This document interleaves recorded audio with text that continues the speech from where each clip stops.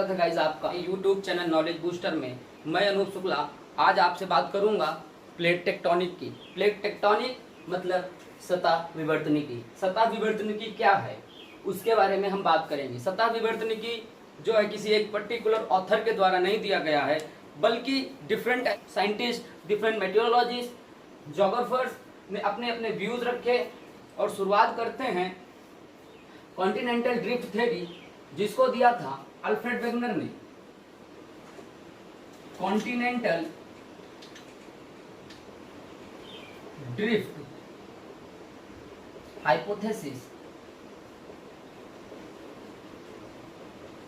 Continental drift hypothesis Alfred Wegener ने दिया था। और अल्फ्रेड वेगनर ने कहा था कि जो ये कॉन्टिनेंट की प्रेजेंट पोजीशन है, जो आज के जो है कॉन्टिनेंट की जो स्थिति है, ऐसी स्थिति नहीं थी पहले। और उन्होंने कहा कि 300 मिलियन साल पहले जो कॉन्टिनेंट्स थे वो आज की तरह टूटे फूटे अलग अलग नहीं थे।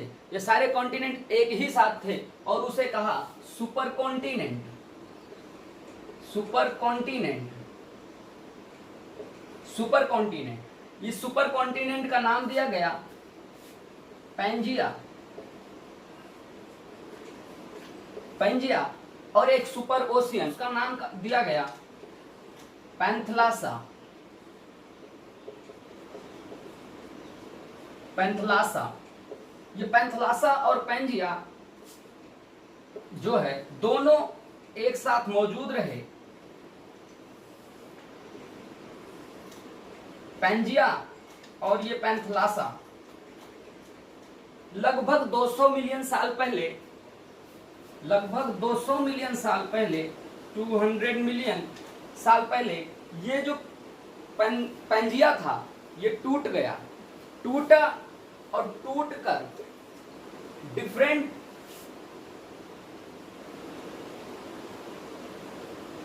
टाइप के अलग अलग कॉन्टिनेंट्स में बट गया और दो भागों में बटा।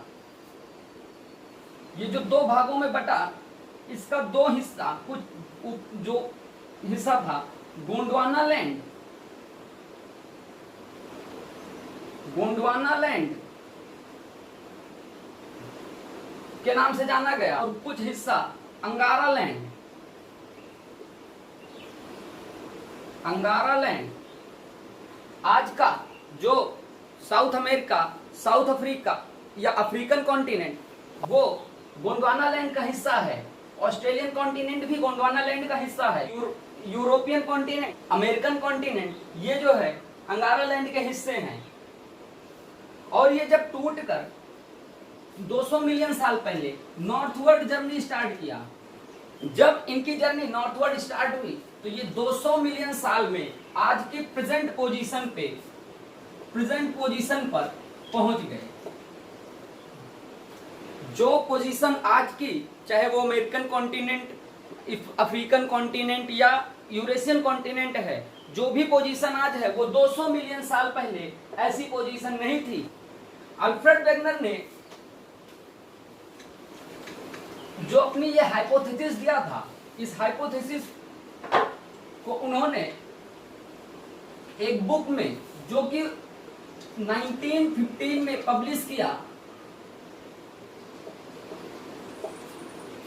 The origin of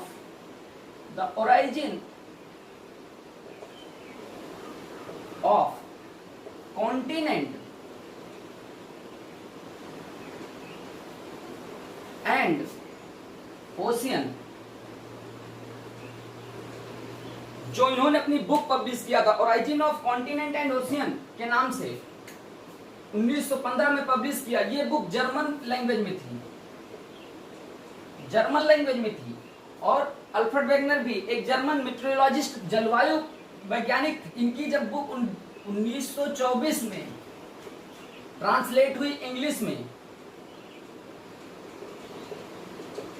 तब दुनिया के लोगों को पता चला अल्फ्रेड वेगनर के आइडियाज के बारे में और अब बताया।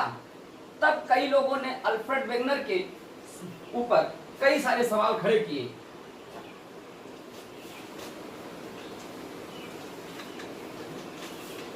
अल्फ्रेड वेगनर ने बहुत सारे एविडेंस दिए कि ये कॉन्टिनेंट्स जो है आज के मौजूदा स्थिति में नहीं थे।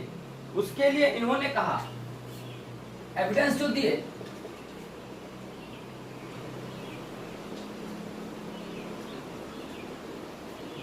जो कॉन्टिनेंट्स के कोस्टलाइंस हैं वो एक दूसरे में फिट होती है, fit of the coastline, coastline जो है एक दूसरे में फिट होती है। जब इन क्रिटिक्स ने इनकी जो ये एविडेंस था इस पर कहा कि नहीं, ये जरूरी नहीं है कि कोस्टलाइन अगर फिट होती है तो ये पहले एक साथ थे। जो है समय के अनुसार धीरे धीरे कोस्टलाइन बनती और बिगड़ती रहती है, कहीं पर इस्चरी बन जाती है, इस्चरी बन जाती है, डेल्टा बन जाता है। जब ये इस्चरी और डेल्टा बन जाता है तो हो सकता है कि ये जो है कोस्टलाइन भी इस्चरी और डेल्टा बनने बिगड़ने में जो है बने हों सेम। फिर इन्होंने जो दूसरा एविडेंस दिया, दूसरा एविडेंस में इन्होंने कहा कि रॉक फिट, जो दो कॉन्टिनेंट्स के रॉक्स हैं, American continent, north America continent और यूरोपियन कॉन्टिनेंट, या ले लो साउथ अमेरिकन कॉन्टिनेंट और अफ्रीकन कॉन्टिनेंट, इनके जो पाए जाते हैं रॉक्स, ये सेम टाइप ऑफ मटेरियल से बने हुए हैं, सेम टाइप ऑफ मटेरियल पाए जाते हैं। तीसरा जो एविडेंस दिया, इन्होंने कहा कि जो फर्न है, जो फर्न पाए गए, जिनके जो है एविडेंस पाए गए कि फर्न यहाँ एक कॉन्टिनेंट में भी मौजूद थे, सेम फर्न, जैसे कि ग्लॉसोप्टेरिस, जो ग्लॉसोप्टेरिस फर्न था, ये अफ्रीकन कॉन्टिनेंट में भी पाया गया, साउथ अमेरिकन कॉन्टिनेंट में भी पाया गया और ये अंटार्कटिक कॉन्टिनेंट में भी पाया गया, और इसके फॉसिल्स ये चारों कॉन्टिनेंट्स में मौजूद रहे। इस पर क्रिटिक्स ने कहा कि हो सकता है कि साइमल्टेनियस इवोल्यूशन हुआ हो, मतलब कि साथ में ही दोनों सब चारों जगह, हर जगह पैदा हुए हों, हर जगह विकसित हुए हों जो है, या हो सकता है मूव करके यहां पहुंचे हों। जो इन्होंने चौथा एविडेंस दिया, इन्होंने कहा पैलियोमैग्नेटिज्म जो है, मतलब कि जो रॉक्स हैं, पुराने रॉक्स, उनकी जो मैग्नेटिज्म है, उनकी जो मैग्नेटिक लाइन है, तो उसके बारे में जो है जानने की कोशिश करते हैं, तो हम पाते हैं different types of different line, magnetic line जो है वो डिफरेंट है। जब साइंटिस्ट ने, कई अमेरिकन और यूरोपियन साइंटिस्ट ने पैलियोमैग्नेटिज्म पर रिसर्च भी किया और उन्होंने पाया कि सेम टाइम पर मैग्नेटिक पोल डिफरेंट पाए गए। रॉक्स में जो अलाइनमेंट मैग्नेटिक लाइन की है वो डिफरेंट पाई गई।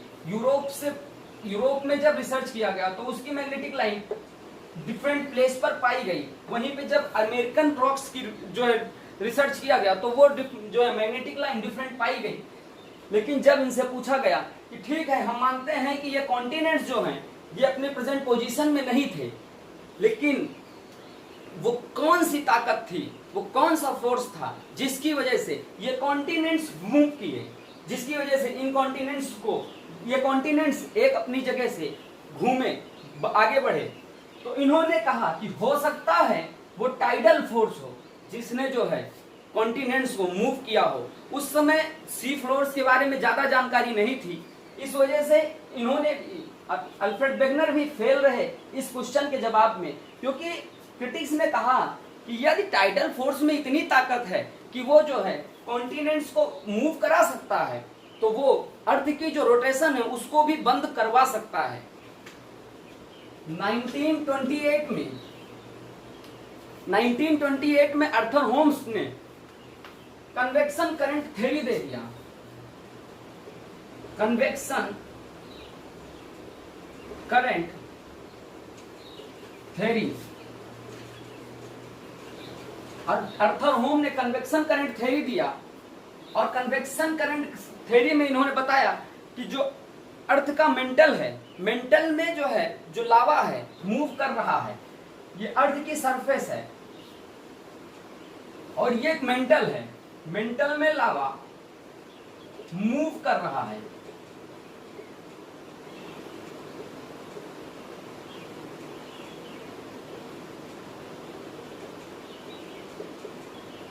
और ये कन्वेक्टिव करंट है, ये मूव कर रहे हैं। वेगनर 1928 में जब कन्वेक्टिव करंट दिया, उसके बाद ये काफी दिनों तक चर्चा का विषय नहीं रहा और 1950 के दशक तक सी फ्लोर की स्टडी के बारे में हमारे पर्टिकुलर इंस्ट्रूमेंट अवेलेबल नहीं थे और हम लोगों ने सी फ्लोर्स की स्टडी नहीं किया। लेकिन जब 1960 के दशक में 1960 के दशक में हैरी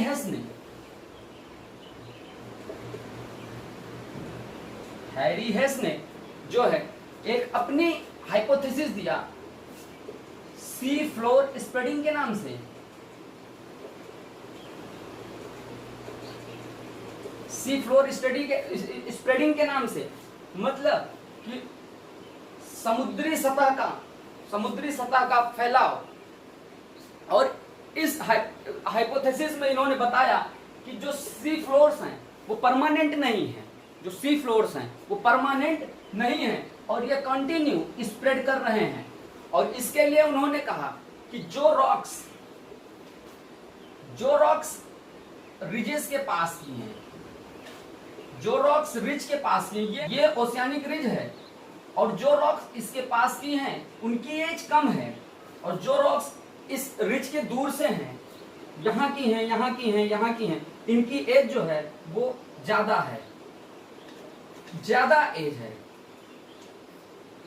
और पास वाली जो है रॉक्स वो कम एज की हैं। और उसके बाद जब इनकी फ्लोर स्टडी किया तो उन्होंने पाया कि ये यहाँ से new rocks are created, ridge के पास न्यू रॉक्स का क्रिएशन होता है, और जो कॉन्टिनेंटल मार्जिन है ये लाइन, इस लाइन के पास जाकर ये रॉक्स अंदर जो है सबमर्ज हो जाती हैं, सबडक्शन होता है इन रॉक्स का, और यहाँ पे ट्रेंच फॉर्मेशन होता है। ट्रेंच के पास में ओल्डर रॉक्स पाई जाती हैं और यहाँ पर नई रॉक्स पाई जाती हैं और यहाँ पे पुरानी रॉक्स पाई जाती हैं। ये रॉक्स सबमर्ज हो जाती हैं। हैरी हेस के हाइपोथेसिस के अनुसार हमारा जो अटलांटिक ओशियन है वो लगातार बढ़ रहा है। और आप लोग एटलस पर जरूर देखें, और मैं सजेस्ट करूंगा कि आप सभी ओरिएंट ब्लैक स्वैन का एटलस, जब हैरी हेस की एक बुक इन्होंने जो है पब्लिश किया, और उस बुक का नाम था an essay in geography.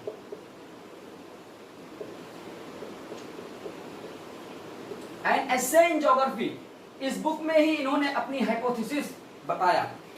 Harry हेस के बाद कई साइंटिस्ट ने कई सारे जो है एविडेंस दिए, और एडवर्ड बुलर ने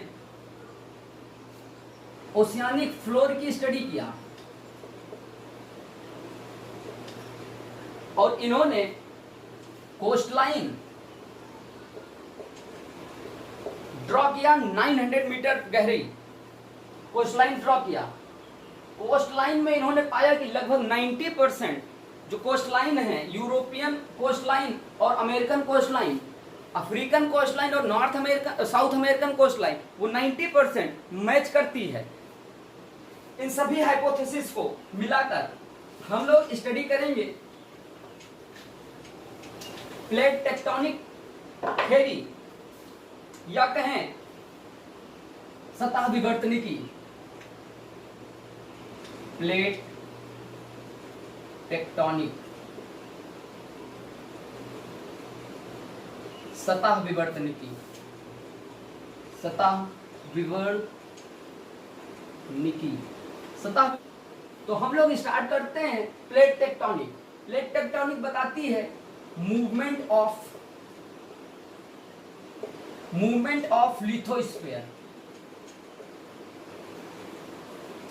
प्लेट टेक्टोनिक कोशिश करती है कि वो लिथोस्फीयर के मूवमेंट को जो है डिफाइन करे, और जो मूवमेंट है लिथोस्फीयर का, वो लिथोस्फीयर के मूवमेंट की वजह से कई चेंजेस आते हैं, और ये मूवमेंट की वजह से वोल्केनो आती है, वोल्केनो आता है, माउंटेन फॉर्मेशन होता है,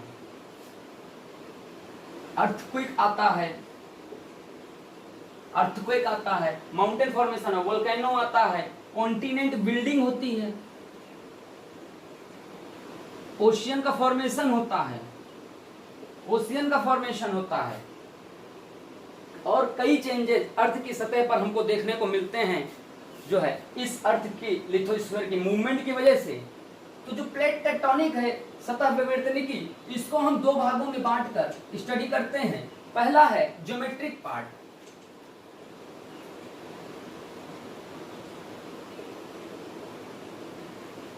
ज्योमेट्रिक पार्ट मौजूदा जो कॉन्टिनेंट्स हैं वो तीन भागों में विभाजित हैं। पहला मेजर प्लेट्स, मेजर प्लेट्स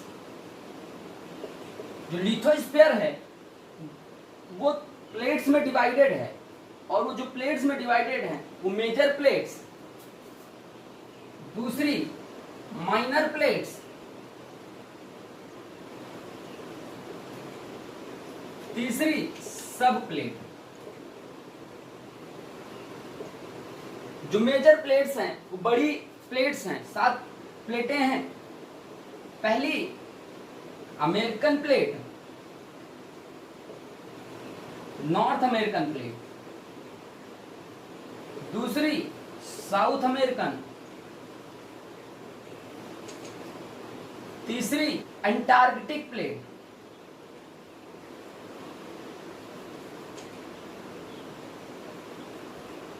चौथी अफ्रीकन प्लेट, पांचवी यूरेशियन प्लेट, छठी इंडो ऑस्ट्रल, सातवीं पैसिफिक प्लेट। ये सातों plate, North American, South American, African, Eurasian, Indo Austral and Pacific plate, ये सातों प्लेट्स जो है मेजर प्लेट्स हैं। इनकी लोकेशन आप मैप पर आप लोग जरूर देखें। माइनर प्लेट्स 12 प्लेट्स पाई जाती हैं, लेकिन कुछ माइनर प्लेट्स हैं जो इंपॉर्टेंट हैं। Nazca plate, Caribbean plate, Persian plate, Juan de Fuca plate,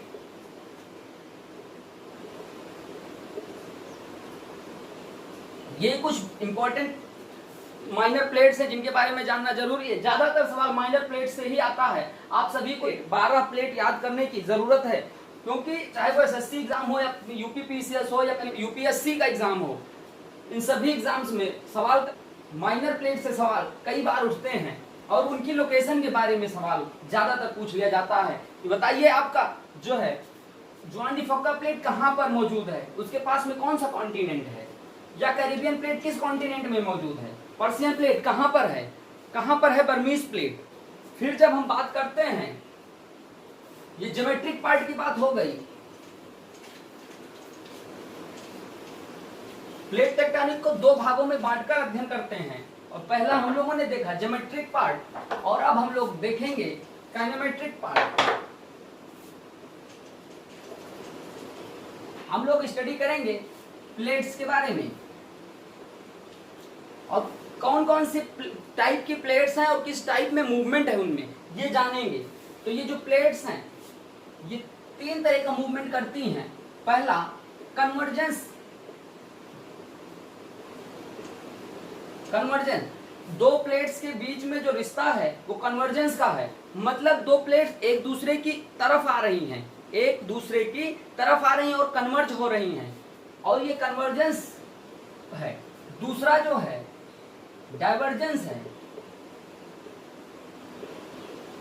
divergence में दो प्लेट्स एक दूसरे से दूर जा रही हैं, और दूर जाने में जो इफेक्ट पड़ता है लिथोस्फीयर पर, उसके बारे में हम लोग जानेंगे। तीसरी जो है वो है ट्रांसफॉर्म बाउंड्री।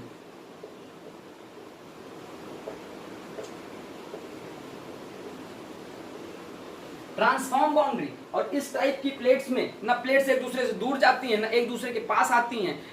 प्लेट्स जो है एक दूसरे के जो है पैरेलल में मूव करती हैं, और जब पैरेलल में मूव करती हैं तब क्या होता है हम लोग इसके बारे में जानेंगे। Convergence type of boundary divergence type of boundary और ट्रांसफॉर्म टाइप ऑफ बाउंड्री। इन 3 टाइप्स में हम लोग काइनेटिक पार्ट को कवर करेंगे।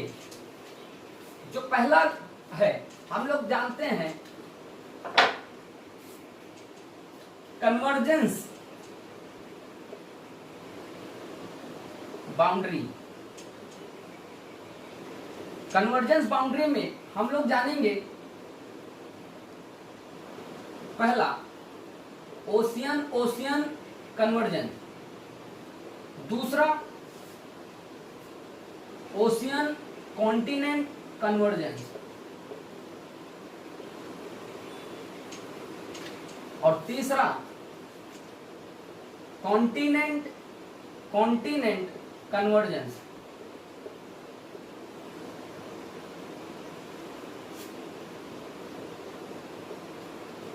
कन्वर्जेंस बाउंड्री में 3 तरह की हैं। ओशियन ओशियन कन्वर्जेंस, जब 2 ओशियन प्लेट्स जो है एक दूसरे की ओर आती हैं तो उस जगह पे ओशियन ओशियन कन्वर्जेंस कहा जाता है। जब एक ओशियन प्लेट और एक कॉन्टिनेंटल प्लेट एक दूसरे की तरफ आती हैं तब वहां पर ओशियन कॉन्टिनेंट कन्वर्जेंस होता है। जब एक कॉन्टिनेंटल प्लेट और दूसरी भी कॉन्टिनेंटल प्लेट एक दूसरे की तरफ आती हैं तब वहां पे कॉन्टिनेंटल कन्वर्जेंस होता है। इसी टाइप के कन्वर्जेंस से हमारा जो इंडियन प्लेट है वो यूरेशियन प्लेट में जाकर मिला था, कन्वर्ज हुआ था और फॉर्मेशन हुआ था हिमालयन का। Great Himalaya was created due to the convergence of the Indian and Eurasian plate. 3 type के जो कन्वर्जेंस हैं इसके बारे में हम लोग डिटेल जान लेते हैं। जो पहला है ओशियन ओशियन कन्वर्जेंस।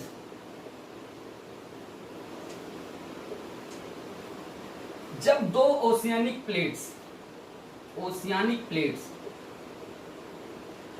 प्लेट एक दूसरे की तरफ आती हैं और कन्वर्ज होती हैं तो जो हैवियर प्लेट है, भारी प्लेट है, लाइटर प्लेट, हल्की प्लेट है, जो हैवियर प्लेट है वो हल्की प्लेट्स के नीचे सबमर्ज हो जाती है और सबमर्ज होके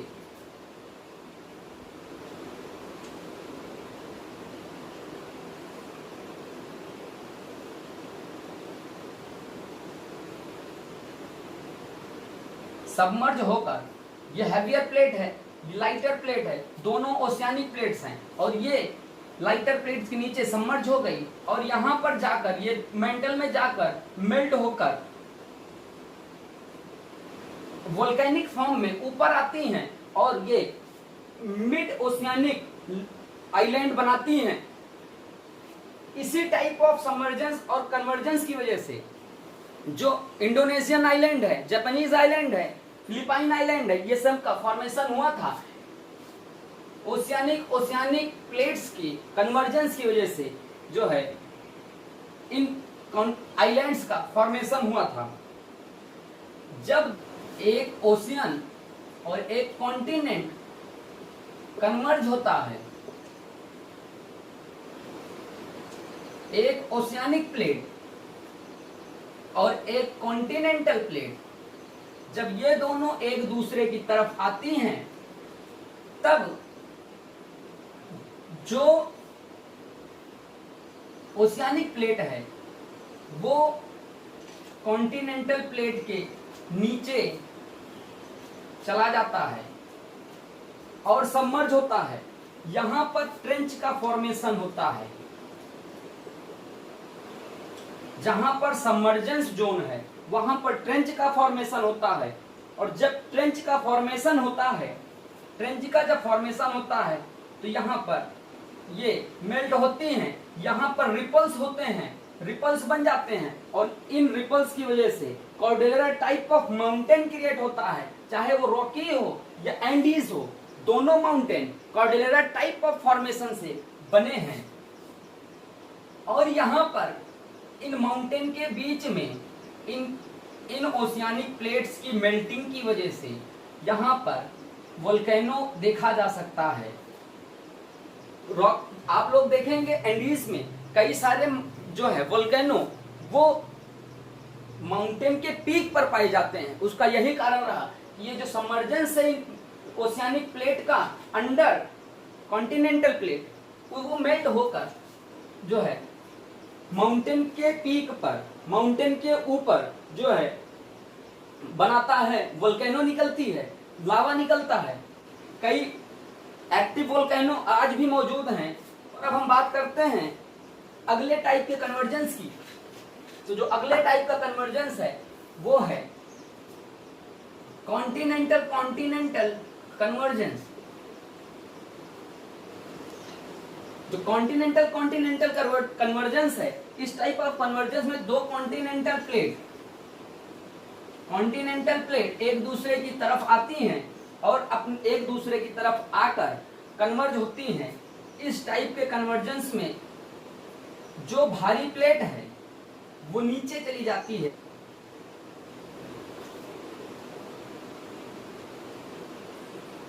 ऐसा कुछ फॉर्मेशन होता है कॉन्टिनेंटल प्लेट।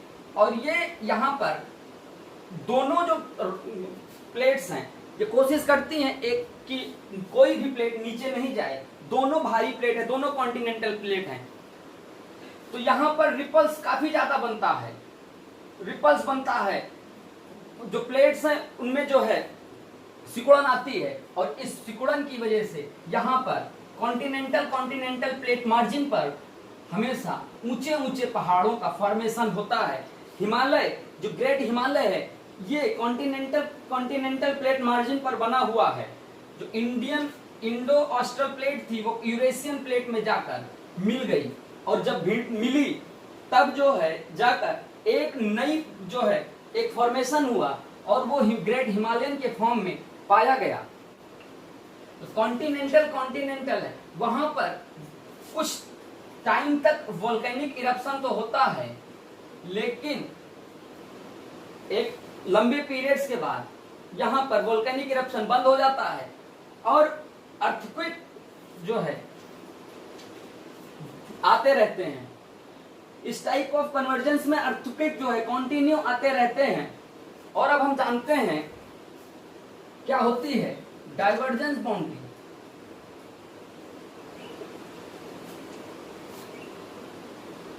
डाइवर्जेंस बाउंड्री में दो प्लेट एक साथ हैं, किसी कारण वजह कुछ रीजन था, कुछ कारण बना कि ये एक दूसरे से टूटकर दूर हो रही हैं। इस दूर होने की जो प्रक्रिया है उसको डाइवर्जेंस बाउंड जो है कहा गया। और जो ये बाउंड्री बनी, ये डाइवर्जेंट बाउंड्री बनी। इस डाइवर्जेंट बाउंड्री का रीजन दिया गया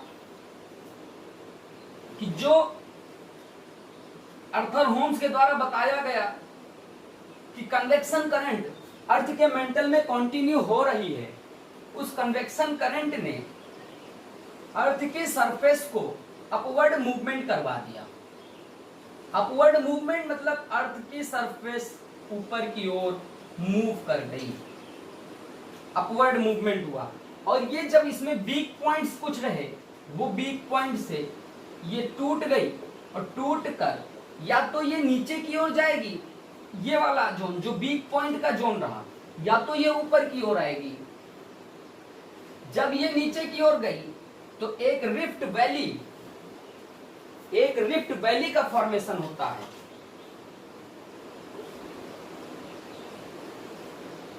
ये नीचे की तरफ गई और यहां पर एक रिफ्ट वैली का फॉर्मेशन होता है और यहां पर रिफ्ट वैली बनती है। धीरे धीरे ये स्प्रेड होती है और ये ओशियन के फॉर्म में बन जाती है। हमारा जो अटलांटिक ओशियन है इसी प्रोसेस के थ्रू बना था। और जो कॉन्टिनेंट्स जो है एक दूसरे से दूर हुए थे, इसी वजह से हुए थे। जो डाइवर्जेंस बाउंड्री है, डाइवर्जेंस बाउंड्री में हमेशा नई रॉक्स का क्रिएशन होता है।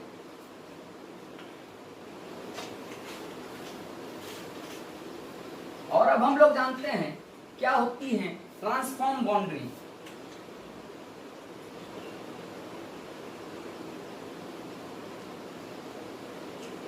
जो ट्रांसफॉर्म बाउंड्री है, ये ट्रांसफॉर्म बाउंड्री है, इसमें दो प्लेट्स एक दूसरे के से न पास आती हैं न दूर जाती हैं। दो प्लेट्स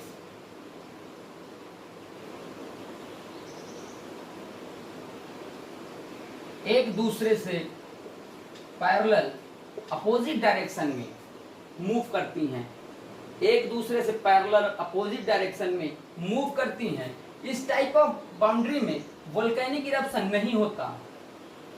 यहाँ पर कॉन्टिन्यू अर्थक्वेक आता रहता है, मैसिव अर्थक्वेक, बहुत ज्यादा संख्या में अर्थक्वेक आते रहते हैं। प्लेट टेक्टोनिक थ्योरी आने पर भी कई साइंटिस्ट ने इसको सवाल जवाब किए और प्लेट टेक्टोनिक थ्योरी ने कई एविडेंस दिखाए, कई एविडेंस सामने रखे, और वो एविडेंस थे जो अर्थक्वेक है वो लिथोस्फीयर में ही आता है। जो अर्थक्वेक है, जो पहला एविडेंस था, लिथोस्फीयर में अर्थक्वेक आता है। अर्थक्वेक का जो फोकस होता है कभी भी मेंटल में नहीं होता, वो लिथोस्फीयर में होता है। जो दूसरा एविडेंस दिया रॉक्स जो है वो ट्रेंच के पास ओल्डर हैं, रॉक्स ट्रेंच के पास ओल्डर हैं और रिज के पास न्यू है। नई रॉक्स का क्रिएशन रिज के पास होता है और ट्रेंच के पास पुरानी रॉक्स जो है रहती हैं। जो तीसरा एविडेंस दिया जो एवरेज एज है सी फ्लोर्स की वो 160 मिलियन है और जो मैक्सिमम है वो 200 मिलियन है। और कॉन्टिनेंटल जो रॉक्स हैं उनकी एज जो है 4.46 बिलियन है। जो इसका ये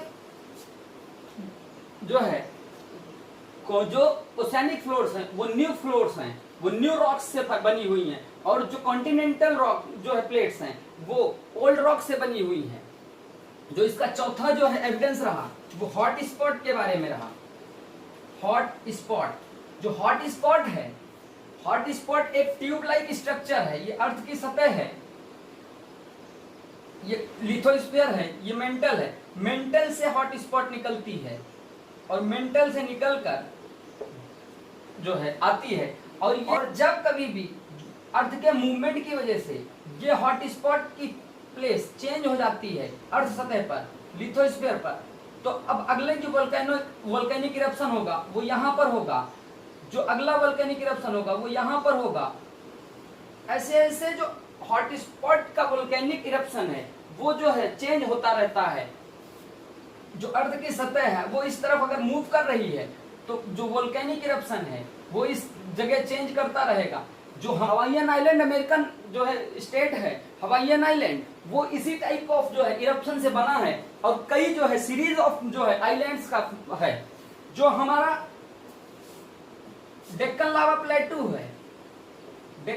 प्लेटू है वो भी हॉट स्पॉट इरप्शन की वजह से बना है।